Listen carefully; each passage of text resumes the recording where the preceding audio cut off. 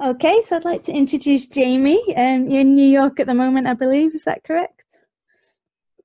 That's correct. Hey there. Hey, Anna. It's Jaimie Monahan from New York City, Manhattan Island, surrounded by water and skyscrapers.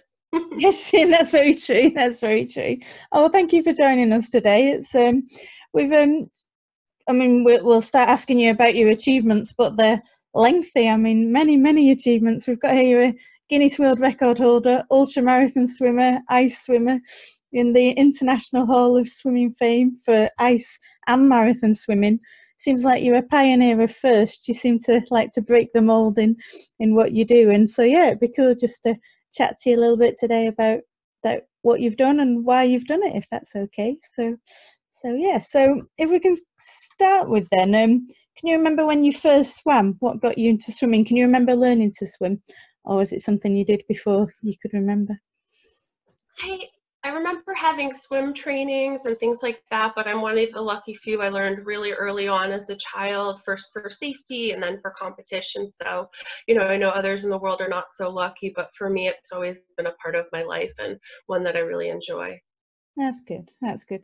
And I certainly that's one of our beliefs. If we swimming should be as important as learning to walk, and if you can do it before you can even remember, then yeah, all the better. So was that in New York City? Was that? Did you grow up there? Have you moved there? Yep, I'm from New York, but actually upstate New York, so just up the river, the Hudson River from New York City. Oh, excellent. And then, so did you keep swimming right through your teenage years? Was that something you've been interested in and doing from a young age, or it's something you got into a bit later? Yeah, no, I actually have been lucky to swim most of my life since I was a little guy, and all through high school and university. I was really fortunate. I did take a break of about 10 years. I was working on Wall Street with really intense hours, so I didn't really have much time to swim. You know, definitely tried to keep fit with running and things like that. But then after that, I started to get into running and then triathlon, and that brought me back to swimming. So it's kind of come full circle.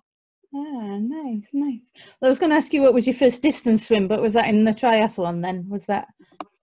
Yeah, my first triathlon was actually a pretty amazing one. It was the Escape from Alcatraz triathlon. So kind of jumping off a huge boat outside of San Francisco into the bay, heading towards the city with a stream of all different athletes. It's pretty crazy. You've seen those triathlon starts. But yeah, and that kind of just got me hooked. I started to do longer swims and standalone swims and just really enjoyed the open water. So. Wow, excellent.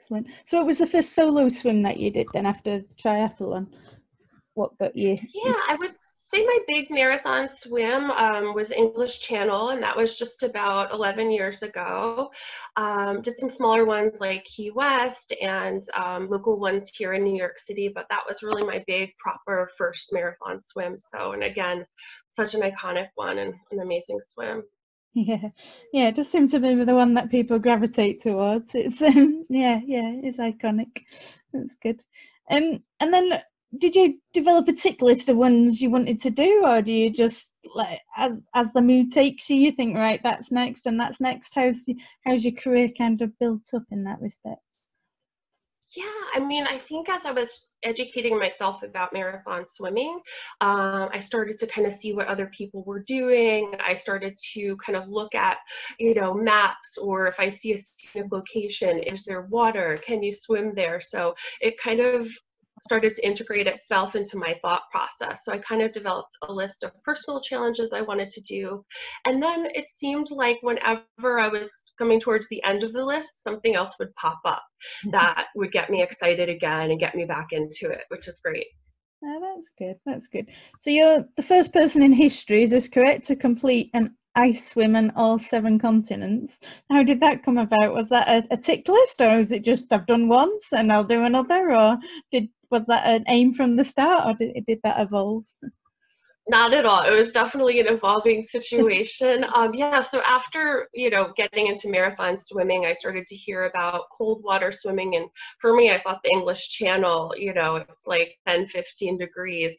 That seems like cold water to me. But I started to hear about this sport called winter swimming, where, people would gather around the world. And, in some parts of the world, it's a health and lifestyle sport, having cold dips, having a sauna, and then eventually it became a competitive sport. So I actually started to prepare here in New York City, swimming all year round. And then my first competition was actually in Finland. It was in this amazing pool cut out of a frozen river. And there were people there from all over the world, chatting in the hot tub, racing in the ice. It was just like this exhilarating feeling. So kind of from there, I started to get hooked, really with small distances like 25 meters initially, but then building up gradually to 450 meters, a kilometer.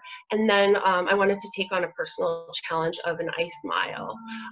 This was, definitely something that intrigued me, just because what I'd heard about it was just something that would test your endurance, but also give you that same comfort of being in the water. And it was a great goal to build up to. Once I did my first one, it was such a great experience. It was actually in Iceland, pretty cool event. And then from there, I was like, well, maybe I can do some other ones. And I did hear about a challenge where ice swimmers were looking to do an ice mile on each continent. And I said, that's something that combines my love of travel. I love planning my own expeditions and kind of designing things around particular goals. So I kind of set up a couple of swims. My next swim was actually one of my most difficult. It was in December in Siberia, and the water temperature was just above 0 degrees Celsius. And then the air temperature, though, was negative 30 degrees Celsius. So really harsh, really crazy conditions, but again, such a wonderful community.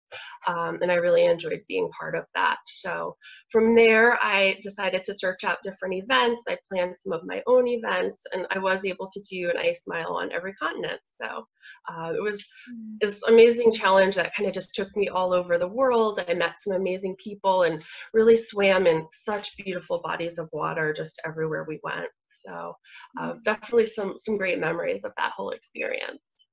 Oh, congratulations. Certainly. It's fascinating talking to people how things evolve, and like I say, it doesn't start off as a tick list type thing. It's like you've done one and then you get a bit more confidence and I can do that and I can do that, and you meet people along the way, and yeah, that's great. So you say you're on Manhattan at the moment, and how did the marathon swim come about with that then? Was that a dream growing up in the area? You always wanted to swim around the island, or yeah?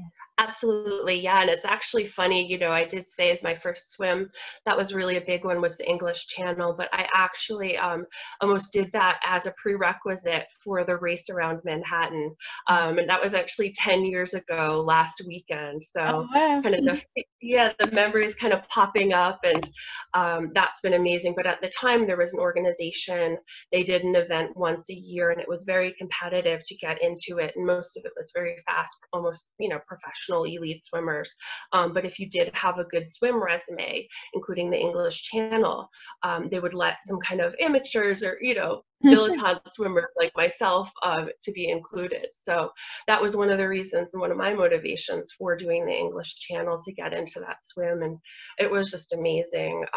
It's really special to me, having lived here just the scenery, the Statue of Liberty, the World Trade Center, everything is just so beautiful. And then there's parts at the top of the island where it looks like you could be out in the country somewhere, in like a quaint little fishing building. So you see kind of like these very different landscapes throughout the swim, and you're kind of supported by the tide, so it is 28 miles, but you do have a nice push in most directions, which makes it an even more pleasant experience. Since then, I've been lucky to kind of see our landscape as it's changed, you know, as the new World Trade Center was being built, kind of seeing that up, and now it's such a highlight of the landscape. But you know, over the years, in the 10 years, I've actually been able to go around Manhattan Island for this swim 11 times now, including a double. And that was really special as well, because the second loop was in the night. So you kind of got to see a full life cycle of, you know, the daytime, the sunlight, the sun shining on the water, sparkling off the buildings, to the sun setting and just being so spectacular. And then the great part was the end of the swim coming down the river, kind of coming from uptown down to downtown where I live. The sun is rising, the water's flowing, and it was just such a beautiful experience. So yeah, it's definitely a swim that's been you know, very close to my heart, and hope to do it a few more times too. Wow. Oh, that's great. I was going to say, I believe you didn't just do it once, you've done the doubles. So is that 92 kilometers? Is that correct? It is, but again, like I said, you get a push, so it's my longest swim in terms of mileage, but in terms of time, not the longest one, not even 24 hours to do that yardage with the push from the currents here. So what's the longest swim in terms of time then that you've done? Yeah, in terms of time, so another body of water that's really special to me is Lac Léman, Lake Geneva in Switzerland. And it's 42 miles long, so 70 kilometers. I've actually done it twice. I did it one way, and then the next year I came back and did the other way, just to kind of see the scenery in a different way. But the first time I did it actually took me 33 hours almost. So very different scenery, kind of looking at vineyards. The start is at this beautiful castle, and then the finish is at the Jet d'Eau, which is this beautiful sparkling water fountain, you know, by a public beach in Switzerland. And that was an amazing swim, because again, you kind of start in the morning, you go through the night, come through another morning, and then that kind of historic finish. It's just so stunning that the scenery down there is amazing. But yeah, I mean, swimming for 33 hours, very different. It's freshwater. It's one of these cities you pass on the way is Evian, which, you know, the famous water comes from. Yeah, so the water there is so clear, you know, you can drink it. But one thing, unlike Manhattan, we have brackish water, where the English Channel is a body of salt water. In freshwater, it's definitely a little harder to kind of keep yourself going, and the swimming is a bit harder. So yeah, so a long swim, but such a beautiful one, and very challenging. Yeah, that's interesting. Yeah, you don't think about the different types of water and the tides and the scenery, and yeah, different perspectives. Is there a part of the swim you enjoy? Because you speak to some people and say they don't actually enjoy the swim itself, they enjoy the after bit or the getting going bit. Have you got a favourite part of the swim? Do you actually enjoy being in the water, the process of it, as well as the having done it? Yeah, no, I love that quote from Kevin Murphy. It's always the one to come to mind when people say things like that. But yeah, for me, honestly, it's all about the whole experience. One of my favorite types of swims are ones that are kind of over 24 hours, because you do get to see that whole kind of life cycle of the day, you know, the morning, the afternoon, overnight, and then kind of being greeted by a new day. That's kind of my preference. You know, that being said, there's always parts in every swim that are so challenging. You're like, oh, you know, I'm really tired, or, you know, my feeds aren't going down well. And, you know, it gets tough for a while. But I think with swimming and with life, and I always try to keep this in mind, especially during times like this, you know, everything can change in the instant. If you're feeling great, everything is gorgeous, you might hit a down spot just 30 minutes later. But the great thing is that similarly, you know, if you're not feeling great, things can change, conditions will change, what you're looking at will change. So there's always something good. And I think the best advice that you always hear as a marathon swimmer is swim to the next feed, because, you know, I feed every 30 minutes, but 30 minutes later, it could be a completely different landscape. Yeah. Ah, that's interesting. I personally, I don't understand it when people, it says a lot about the English Channel, which is why I asked that. People actually hate doing it, but then they're like, yeah, I've done it. I think, why would you do it if you're hating every moment of doing it? So it's, so yeah, no, that's good. And I've never heard a swim described and that, seeing the whole day kind of panning out. That's, yeah, that must be something quite special. Certainly seeing the sunrise after swimming, and then the way you describe the lights in New York on the water. And yeah, but I know some people don't enjoy that. They don't enjoy the nighttime, so that's good. That's a nice perspective on it. So are you able to, you said things changing at the moment, are you able to swim at the moment with lockdown, or are you struggling? I'm not, yeah. Unfortunately, our beaches are still closed. I know there's some swimmers that are still able to get out there, but where we swim is typically, it's about 12 miles from where I live, and I'm not a great cyclist, and right now it's still not the best to be on public transport. So, but things are starting to loosen up. I think we're seeing the light at the end of the tunnel. I really hope so. Most people seem to be doing the correct thing here. So I'm hoping things will progress in a positive way, and we'll all be back in the water soon, I hope. Yeah, yeah. Like I say, that's the trouble. Lots of people are having, the water itself is fine. It's getting to the water. It's you can be socially distant in the water. It's just getting there. That's the problem. So yeah. And did you have any adventures planned? Did you have anything planned this year you've had to postpone, or anything you're planning and that's coming next?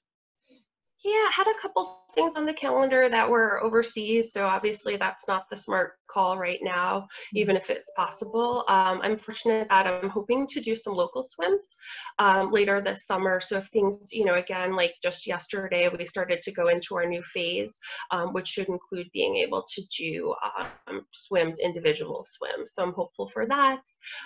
You know, again, something to look forward to, but even for me, just to get back in the water at all will be, you know, a great bonus after all of this. Yeah. I'm missing it. I miss the feeling of the water on your skin. There's no other kind of exercise that you get that. Even the shower doesn't work the same, or a bath. It's just that diving in and feel it gliding over yourself. It's yeah, definitely missing that feeling at the moment. So yeah, it's hard. It's hard. Have you got any, I mean, you must have 101 standout moments, but any particular, you know, I've written the question and I'm kind of regretting asking it, but any real standout special moments in the water, any real favourite moments, or is there just too many to pick?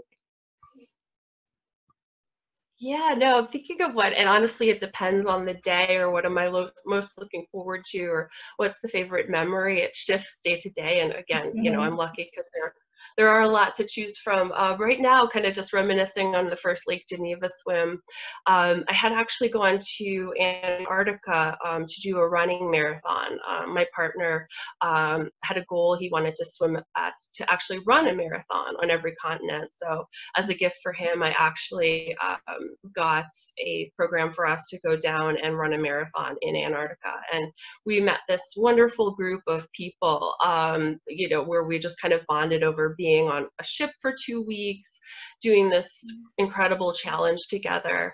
And a good group of them actually lived in Switzerland near Geneva, which was the finish of my, you know, first really long, you know, 42-mile swim. So at the morning, and, you know, I kind of let them know we were coming to town and what our plans were. And one of our fellow runners was actually able to pop up in his kayak. He was at a little town about halfway down the lake. So in the morning, he kind of came in his kayak, said good morning. We had almost like a coffee together. And then at the end of the swim, after almost 33 hours, they had assembled a group of folks that had been at the marathon, and they all greeted me as I walked up out of the water after 33 hours. So there was a photographer there, and he actually captured the look on my face, kind of after a day and a half of being in cold water and, a lot of isolation and not too much stimulation. Just seeing this group of warm, smiling, friendly faces was just such a treat. So thinking back on that swim, that just kind of brought that moment to mind. It was a good one though. I bet. And that sums it up what you were saying earlier on, combining your passions, friends and travel and swimming, and just a special moment that you couldn't predict or write, and it just all comes together just nicely. So yeah, no, that's nice. Very special. Have you got any advice of anybody who'd want to get into marathon swimming or ice swimming, or any little tips that you've picked up along the way? I mean, you said about taking it in bite-sized chunks, but anything else you'd recommend for anyone who's interested in getting going? Yeah, I would say for both, do your homework, speak to people, Google everything you can online. There's tons of resources, both about marathon swimming, about ice swimming. I think my biggest tip for marathon swimming is definitely kind of swim to the next feed, listen to your body, see how you're doing, but then also the conditions can often change.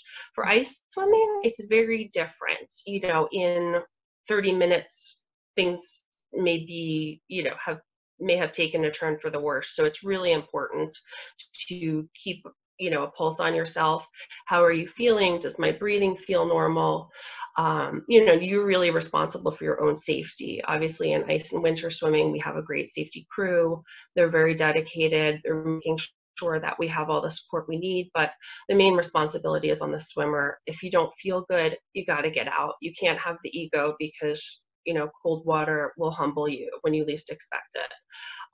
That being said, it's really beautiful. I would say for those just getting into it, kind of get in.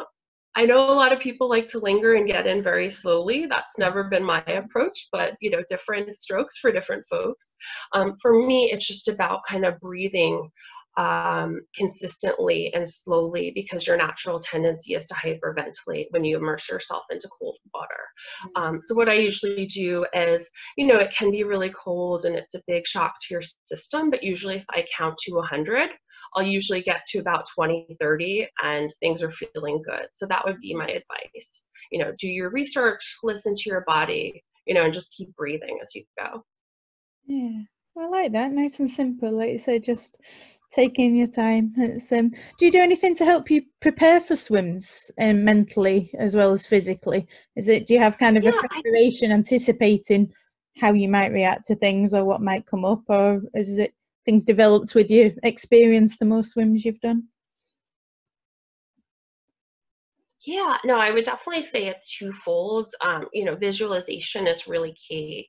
Kind of thinking about, what is the swim going to look like? What am I going to encounter here? What might I be feeling?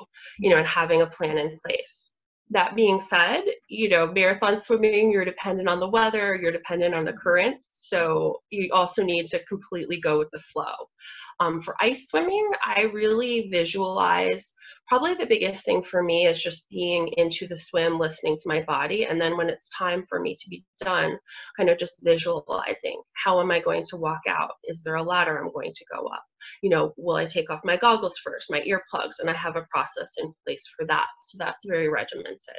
On the flip side, I think the best preparation for marathon swimming for me, besides swimming itself, has been yoga, because again, you need to be so flexible and just breathe through everything. So I'd love to kind of just get into a session, listen to the instructor, and then kind of whatever happens, take it as it comes. And swimming for me is just like that in terms of marathon swimming. So so there's the nitty-gritty preparation, preparing feeds, but the mental preparation is obviously just as important, if not more. Yeah. Oh, that's great, thank you. I'm smiling because I love how you just describe it as so simple, just a system. It's just a process, and then swim for 36 hours as you do. But like I say, you can apply it to anything in life, can't you? It's no, it's good. It's good.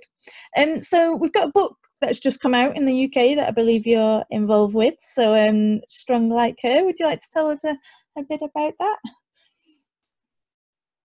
Yeah, no, and this is a really special project, and it's come out during quarantine. So, I definitely want to do everything that I can to raise awareness of this amazing project, both by the author, Haley Shapley, and then the photographer, Sophie Holland.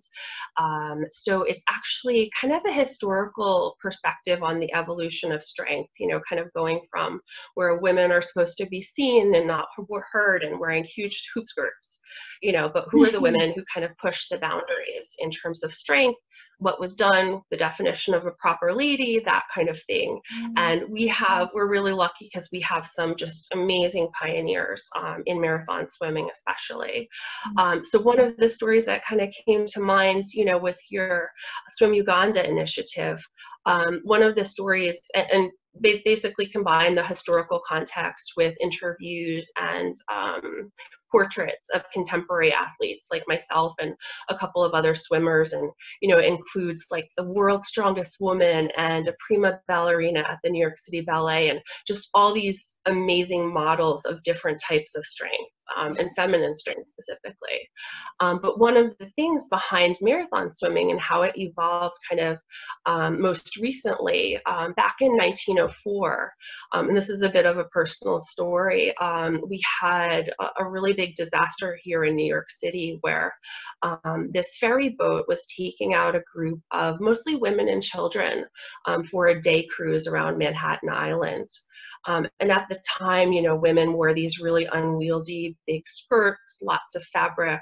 And then the other thing was nobody was really encouraged to swim. It was rare for anyone, especially women, because, they thought, oh, this is just not done. So really, really sadly, the ship caught on fire, didn't have the proper safety precautions. And just because people were not taught swimming as even a survival skill, many people drowned just meters from shore, which was so sad. And it was actually the largest loss of life here in New York until September 11th of 2001. It's almost 100 years later. But the bright side of that, I don't tell you that story to depress you. And, in the book, it actually has a very happy ending. But basically, after that horrible disaster, people really took it as a warning call and said, hey, this needs to change. So these amazing swimming associations, especially for women, started to spring up. And that led to amazing pioneers like Rose Pittenoff, Gertrude Ederle, and, really just some amazing champions and amazing pioneers of the sport came out of that sadness. So, again, looking back, I think hearing the historical stories are so important, but also taking that as a warning call, with your organization and, dealing with teaching people to swim. It's so important because if it's not part of the culture, again, you said, in the UK, there's great drowning prevention initiatives, but in emerging countries, or even in some parts of the US, it's still not always done. So we have to always keep that in mind. Yeah. Oh, certainly. And that's so inspiring, but at the same time, it's sad because the same thing's perpetuating at the moment. I mean, so Swim Safe Uganda, who we're working with, working on Lake Victoria because 5,000 people are drowning every year, and in the last 12 months that very similar things happened. One in two parts of the country where ferries have capsized meters from the shore, and particularly women and children have drowned. They haven't made it, and they could see the shore, but because it's not in the culture to swim and they haven't got life jackets, and it's inspiring because it shows what can be done, and that's what we're trying to make happen, and that's what we want to do. But at the same time, it's sad. Some parts of the world we've made such massive progression, and other parts are still the same stories kind of perpetuating. So no, that's certainly it's inspiring, but it shows what can be done. Yeah, it shows what can be done, definitely. So yeah, but that sounds like a great book, definitely. Some stories in there, and like you say, it's I think particularly important at this time with everything that's going on. It's a rapidly changing world we're living in at the moment, so those stories are more important than ever. So yeah. So were you featured in it, or did you write a chapter in it in the book? It's telling your story as a swimmer. Yeah, no, Yeah, exactly. And, it's got a beautiful portrait of myself and, other athletes by Sophie Holland. She's the director and fine artist, and she's done portraits of athletes for like ESPN's The Body issue. And she's just an amazing artist. So I'm lucky to have this gorgeous portrait, as well as an interview just about my personal background as an ice swimmer and a marathon swimmer. So definitely was such an honor to be included in that project. Excellent. Oh, well, we'll include a link to that. Certainly, we'll get that out, and we'll try and get a few free copies out to people if they want them as well. So yeah. So no, that's great. That's great.